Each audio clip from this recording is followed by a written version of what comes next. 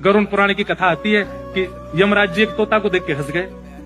तो तोता बोला कोई और हंस जाए तो बात बनेगी, यमराज हंस रहा है। तोते के मित्र थे गरुड़ जी, भगवान के वाहन। तो अपनी पहुंच लगाते हैं ना लोग, जब संकट में आते हैं तो अपनी पहुंच लगाते हैं, जैक लगाते हैं, हाथ पांव फड़ाते हैं। गरुड़ जी को कहा कि भैया तुम कैसे भी एक काम करवा दो। बोले क्या? ये यमराज जी मुझे देख के हंस गए हैं, मुझे लग रहा है अब मेरे जीवन के दिन 4 बचे। तुम कैसे भी भगवान से कहकर के मेरी जो जीवन अवधि है उसको बढ़वा दो, क्योंकि मुझे पता है कि ये यमराज जी तभी हंसते हैं जब किसी को उठाना होता है। गरुड़ जी बोले भगवान से बाद में बात करूंगा, पहले तुम मेरे पास आओ, बैठो मेरी कमर पे।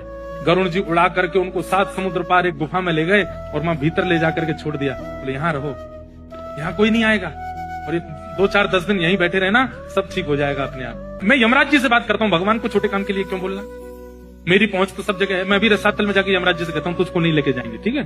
तोता बड़ा खुश। यमराज जी के पास गए सीधे गरुड़ जी बोले आइए आइए। कैसे आए? बोले हम बस एक बात कहने आए हैं, फिर हमको जाना है वैकुंठ। हमारा एक मित्र है तोता, मैं बोले अच्छा, तुम उसको देख के हंस गए थे परसों, क्यों हंसे थे? कोई योजना बन रही हो तो मत बनाना। अच्छा, उस वन के तोते के बारे में? बोले हाँ, मैं तो उसको देख के इसलिए हंस गया था, मैंने कि देखो कैसे कर्म की विधि, ये अभी यहाँ बैठा है और इसकी मृत्यु 7 समुद्र पार एक गुफा में बिल्ली के खाने से होगी, और मैं ये सोच के हंस रहा था कि ये 7 समुद्र पार पहुंचेगा कैसे। तभी यमराज जी बोले देखो देखो आ गया। पीछे देखा तो उस तोते की आत्मा आ रही थी, मर गया। गरुड़ जी बोले मैं ही छोड़ के आया था इसे। आप कौन से जन्म का अब भोग रहे हो आपको नहीं पता है भैया, वो नहीं टल सकती है।